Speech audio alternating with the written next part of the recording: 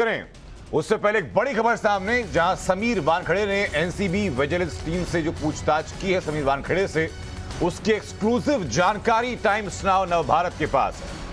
वानखेड़े पर पहला इल्जाम, 4 सादे कागजों पर जबरदस्ती दस्तखत क्यों करवाए गए। वानखेड़े का जवाब कि किसी भी सादे कागज पर पंच के दस्तखत नहीं कराए गए, बाकायदा सीजर मेमो तैयार किया गया, उसके बाद सिग्नेचर लिए गए। ये मनगढ़ंत कहानी है जो जांच की दिशा को भटकाने के लिए साजिश के तहत तैयार की गई है। वानखेड़े पर दूसरा इल्जाम, प्रभाकर सेल से पंचनामे के लिए सादे कागज पर क्या साइन करवा कर रखे गए। उस सवाल को लेकर के समीर वानखेड़े की तरफ से जवाब दिया गया कि सादे कागज पर साइन नहीं करवाए गए, साइन के वक्त पंच और ऑफिसर भी मौजूद थे, उनके बयान रजिस्टर होने चाहिए। अब वानखेड़े पर तीसरा इल्जाम लगाया गया कि क्रूज पर हुई पार्टी पर रेड के साथ रिकवरी और गिरफ्तारी की जानकारी अधिकारियों को नहीं दी गई। तो समीर वानखेड़े ने जवाब दिया कि एक एक जानकारी इस संबंध में अपने अधिकारियों को दी गई। वानखेड़े पर चौथा इल्जाम लगाया गया, चौथा सवाल किया गया उनसे कि ड्रग्स केस में पूरी प्रक्रिया का पालन नहीं किया गया। इस बात को लेकर के एनसीबी के जोनल डायरेक्टर समीर वानखेड़े की तरफ से जवाब दिया गया कि केस की पूरी प्रक्रिया कानूनी तौर पर अंजाम तक पहुंचाएगी। और इसके अलावा जो सबसे बड़ा इल्जाम प्रभाकर सेल के कबूलनामे के बाद प्रभाकर सेल के बयान के आधार पर जो उठा, वो ये कि 25 करोड़ के लेन देन के सवाल क्या रहे। इस सवाल पर समीर वानखेड़े ने सीधे तौर पर जांच कमेटी से कहा कि प्रभाकर सेल एकदम झूठ बोल रहा है और मन गढ़ंत कहानियां रची जा रही। ऐसे में जरूरी है कि खुद जांच टीम प्रभाकर सेल से भी पूछताछ करे, और अगर जांच टीम को कुछ भी लगे तो वो किसी भी एजेंसी से इस मामले की जांच करा सकती है। समीर वानखेड़े की तरफ से कहा गया कि मैं एक ईमानदार अधिकारी हूं, मैंने पूर्व में कस्टम विभाग, डीआरआई और एनआईए में रहते हुए बड़े बड़े केस पर वर्कआउट किया है। उन्होंने कहा कि कस्टम में रहते हुए मैंने 727 करोड़ से ज्यादा के सीजर को अंजाम दिया है।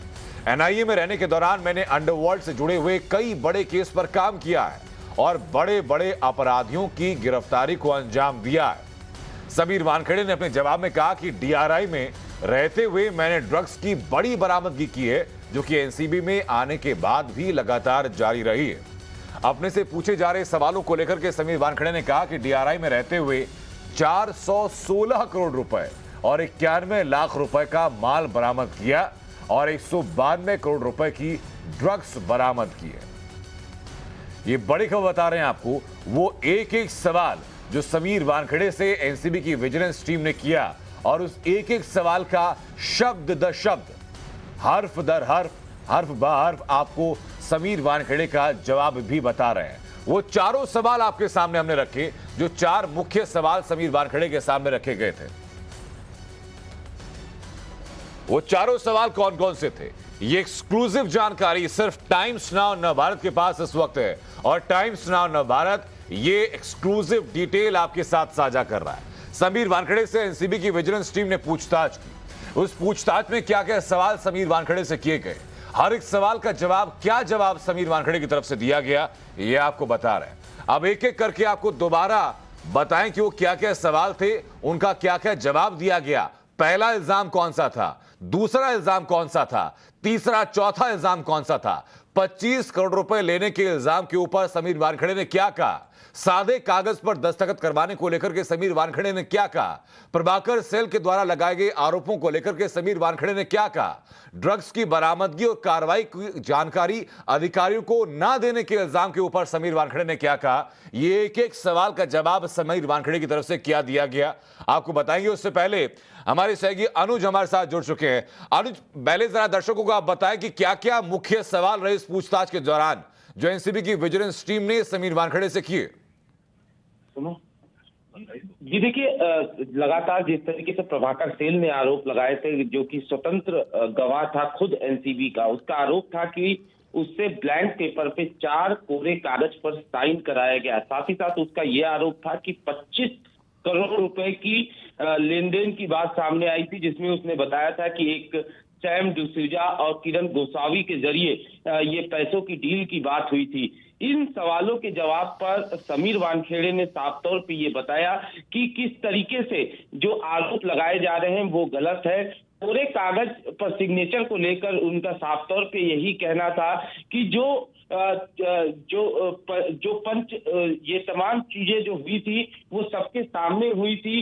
जो तमाम अधिकारी वहां पे, कई अधिकारी मौजूद थे, कई पंच वहां पे मौजूद थे, उनके सामने ही ये बयान दर्ज किए गए। किसी तरीके की कोई ब्लैंक पेपर पर साइन नहीं कराई गई। उनका साफ तौर पे ये कहना था कि ये मनगढ़ंत कहानी है। साथ ही साथ उनका ये कहना था कि पंच के दस्तखत कराए गए, बाकायदा सीजर मेमो तैयार किया गया, उसके बाद सिग्नेचर लिए गए। यानी पहले सीजर मेमो तैयार किया गया, उसके बाद जो पंच थे उनके सिग्नेचर लिए गए। साथ ही साथ जिस तरीके से ये आरोप था कि 25 करोड़ की लेन देन थी, उस पर भी उनका साफ तौर पे ये कहना था कि जांच को कहीं ना कहीं प्रभावित करने के लिए, जांच को गुमराह करने के लिए इस तरीके के आरोप जड़े जा रहे हैं। एक एक चीज की उन्होंने जानकारी अपने अधिकारियों को दी थी। जब उनके पास इस पूरे मामले की जानकारी मिली, पहले दिन से लेकर इन्वेस्टिगेशन में जो जो प्रोग्रेस हुआ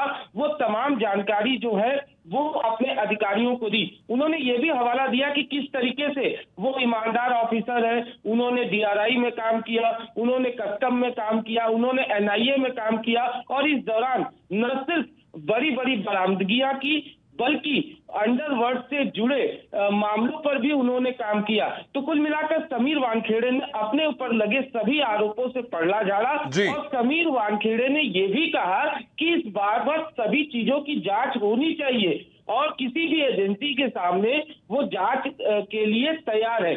फिलहाल एनसीबी की तरफ से कुछ जो विजिलेंस टीम थी उनकी तरफ से कुछ और सवाल इस पूरे मामले में उनसे दागे गए, जैसे कि जानकारी उन्हें कब मिली, कब वो वहां पर पहुंचे।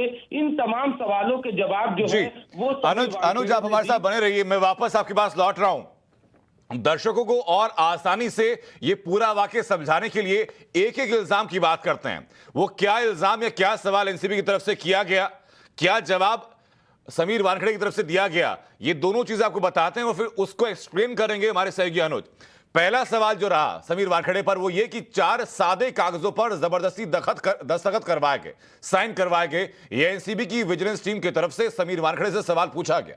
समीर वानखेड़े ने इसका क्या जवाब दिया बताते हैं आपको। सिर्फ टाइम्स नाउ नवभारत पर ये एक्सक्लूसिव जानकारी, एक एक सवाल और हर्फ बा हर्फ एक एक जवाब बता रहे हैं आपको। समीर वानखेड़े की तरफ से कहा गया कि किसी भी सादे कागज पर पंच के दस्तखत नहीं करवा गए, बाकायदा सीजर मेमो तैयार किया गया, उसके बाद सिग्नेचर लिए गए। यह मनगढ़ंत कहानी है जो जांच की दिशा को भटकाने के लिए साजिश के तहत तैयार की जा रही है। हमारे सहयोगी अनुज लगातार हमारे साथ बने हुए हैं। अनुज, प्रभाकर सैल ने साफ कहा था और उसने उस एनसीबी अधिकारी का नाम भी लिया था अपने उस पूरे एफिडेविट में, जिसने उससे सादे कागज पर दस्तखत लिए, जिसने उससे व्हाट्सएप पर उसका आधार कार्ड लेकर के उससे कुछ सादे पन्नों पर दस्तखत लिए। ये दोनों चीजें विरोधाभासी हैं। प्रभाकर सैल इल्जाम लगा रहा है, समीर वानखेड़े उसको साफ मना कर रहे हैं। जी बिल्कुल, और इस बाबत समीर वानखेड़े का साफ तौर पर यह कहना है कि सीजर मेमो और जो बरामदगी से जुड़ी हुई एक एक जानकारी उन्होंने अपने बाकायदा बयान में दर्ज कराया। उनका ये कहना था कि उस समय, जिस समय ये सिग्नेचर हुए, उस समय कई और पंच मौजूद थे, साथ ही साथ एनसीबी के अधिकारी भी वहां पर मौजूद थे। ऐसे में अगर पूछताछ उनसे भी होनी चाहिए और प्रभाकर सैल से भी पूछताछ होनी चाहिए ताकि सही मायने में सच्चाई सामने आ सके। निश्चित तौर पर जो आरोप लगे थे बेहद गंभीर आरोप लगे थे और हमने देखा था कि एनसीबी की विजिलेंस टीम ने करीब 3 घंटे से ज्यादा वक्त तक समीर वानखेड़े से पूछताछ किया था, जिसमें उनसे एक एक चीजों के बारे में बिल्कुल अनुज, ये पहला इल्जाम था। अब अनुज दूसरे इल्जाम की, दूसरे सवाल की बात करते हैं। मैं फिर लौटूंगा आपके पास। एनसीबी की विजिलेंस टीम ने जो दूसरा सवाल किया समीर वानखेड़े से, उन्हें दूसरा इल्जाम यह कि प्रभाकर सैल से पंचनामे के लिए सादे कागज पर साइन करवाकर रखा गया। अनुज हमारे सहयोगी लगातार हमारे साथ बने हुए हैं, उनसे इस बारे में बात करेंगे, लेकिन पहले आपको समीर वानखेड़े का इस सवाल का जवाब क्या रहा वो बता देते हैं आपको। इस सवाल के जवाब में समीर वानखेड़े ने कहा कि सादे कागज पर साइन नहीं करवाए गए।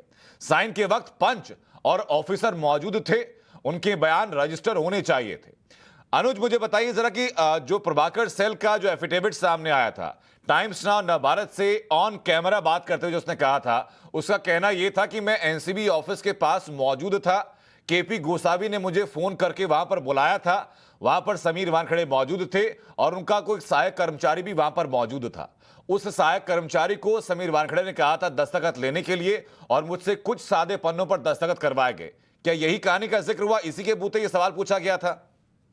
जी बिल्कुल। और बाकायदा इसके बाद हमने ये भी देखा था कि जब एनसीबी की विजिलेंस टीम ने समीर वानखेड़े से पूछताछ किया, उसके बाद जिस कर्मचारी का हवाला दिया था प्रभाकर सेल ने, बाकायदा उससे भी एनसीबी की विजिलेंस टीम ने इस बाबत पूछताछ की थी। और सबसे बड़ी बात बताऊं कि समीर वानखेड़े ने जो बयान दिया था, उस बयान के आधार पर एनसीबी के उस कर्मचारी से पूछताछ की गई थी। बाकायदा उसको मैच कराया गया था कि क्या प्रभाकर सेल के जो आरोप थे, समीर वानखेड़े जो बयान दर्ज कर रहे थे, और साथ ही साथ एनसीबी का वो कर्मचारी जिसकी बात प्रभाकर सेल ने अपने एफिडेविट में दर्ज कराई थी, उन तमाम बयानों का मेल एनसीबी की विजिलेंस टीम ने किया। बिल्कुल अनुज, मैं वापस आपके पास लौट रहा हूं। एक एक और इल्जाम की बात हम लोग करेंगे, जो और इल्जाम या और सवाल किए गए।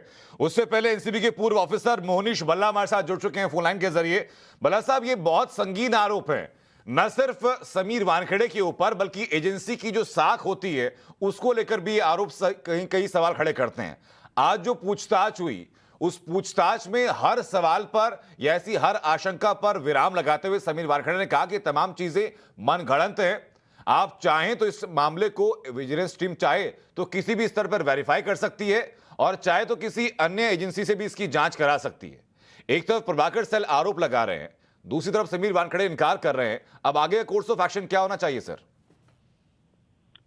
देखिए, मैं तो आपके माध्यम से इसको सुन रहा हूँ, ब्रेकिंग न्यूज, मुझे भी इतना आइडिया नहीं था, पर आप जो बोल रहे हैं, जिस तरह से आप बता रहे हैं, देखिए हमेशा एक ऑफिसर है, एक आईआरएस ऑफिसर हैं, उनका एक क्रेडेंशियल हमेशा एक ज्यादा रहेगा अपनी बात का, क्योंकि वो बात अगर कर रहे हैं तो जरूर उनके पास उसके पूरे एविडेंस और सबूत होंगे। और अनफॉर्चुनेटली कभी ऐसा जो विटनेस भटक जाता है, जो मैंने आपको पहले भी कहा कि विटनेस जो है वो कभी डर, दबाव या लालच की वजह से अपनी बात को बदल देता है। तो ये इसकी जांच जरूर होनी चाहिए। और जो एनसीबी के अधिकारी कह रहे हैं, जो जेडी जोनल डायरेक्टर कह रहे हैं, उनकी बात के ऊपर ध्यान रख के अगर आगे डिटेल वेरिफिकेशन किसी से करानी है तो इतना जरूर करनी चाहिए। और I will always support the agency for, because I know कि मैं जानता हूं कि एजेंसी कभी ऐसा काम नहीं करती है, इसकी रेपुटेशन का सवाल होता है। और हमने देखा अपनी जिंदगी में, अपने एक्सपीरियंस से, कि विटनेस भटक जाते हैं। और मैंने बताया, दबाव हो, प्रेशर हो, पैसा हो, लालच हो, उनके लिए भटकना बहुत इजी है, पर एक ऑफिसर के लिए अपनी बात से मुकरना इतना आसान नहीं है, because he is always under scrutiny, but the witness is not under scrutiny. जी बहुत बहुत शुक्रिया। जी बहुत बहुत शुक्रिया मोहनीश भल्ला साहब, आपका हमको जोड़ने के लिए। फिलहाल ये तस्वीरें आपको दिखा रहे हैं जहां समीर वानखेड़े, उनके साथ मौजूद हैं अरुण हल्दर, जो कि एससीआईओ के उपाध्यक्ष भी हैं, जिनसे एक दफा पहले भी समीर वानखेड़े और उनके परिवार ने मुलाकात की थी। ये तस्वीरें आपको दिखा रहे हैं, ये सीधी और लाइव तस्वीरें हैं समीर वानखेड़े, अरुण हल्दर, उनके परिवार की। जिधर है तो उधर भी डर लगता है सर, रात दिन नींद नहीं आती सर। किसको छोड़ा नहीं है सर, बहन के फोटो, बच्चों के फोटो, पिताजी के फोटो, वाइफ, किसको भी छोड़ा नहीं है सर, हर जगह। और वो भी ऑफिशियल साइट से अपने पब्लिसाइज करना बिना किसके परमिशन के। क्या कोई जुर्म किया है, कोई क्रिमिनल है, क्या कर रहे हैं? ड्रग्स ही साफ कर रहे हैं सर, देश सेवा कर रहे हैं, उसके लिए ये क्राइम है ये सर। ठीक है, आप कमीशन का द्वारस्थ हुआ है, कमीशन की तरफ से पूरा सपोर्ट आपका भी। जिस लोग इस आपका खिलाफ में बात उठा रहे तो पहले तो उनका जांच होना चाहिए, ये क्यों ये सब बात कर रहे हैं। मैं मीडिया की तरफ से भी ऐसे बात बताया, अभी आपके ऊपर में जो लोग बात उठा रहे हैं, आपका फैमिली के ऊपर अटैक कर रहा है, आपका परिवार का बच्चा लोगों का फोटो भी डाल के दे रहा है, आपको एक डर का माहौल पैदा करके रखा है फैमिली के ऊपर, तो इसके पीछे कारण क्या है? तो ये तस्वीरें लगातार आपको दिखा रहे हैं, ये तस्वीरें अरुण हल्दर से मुलाकात के दौरान, जिसमें कि समीर वानखेड़े कह रहे हैं कि सबके फोटोज को सामने रखा गया, किसी को छोड़ा नहीं गया, हम देश सेवा कर रहे हैं। एक तरफ एनसीबी की विजिलेंस टीम लगातार जांच कर रही है, बातचीत कर रही है, पूछताछ कर रही है, तो दूसरी तरफ एससीआई के उपाध्यक्ष से समीर वानखेड़े यहां मुलाकात कर रहे हैं। हम लगातार वो एक एक सवाल आपको बता रहे थे, जो सवाल समीर वानखेड़े से पूछा गया इस पूरी इन्वेस्टिगेशन के दौरान, वो सवाल आपको लगातार बताते रहेंगे और इस मामले पर और आगे क्या डेवलपमेंट होगा, ये भी एक एक अपडेट टाइम्स नाउ भारत आप तक लगातार पहुंचाता रहेगा।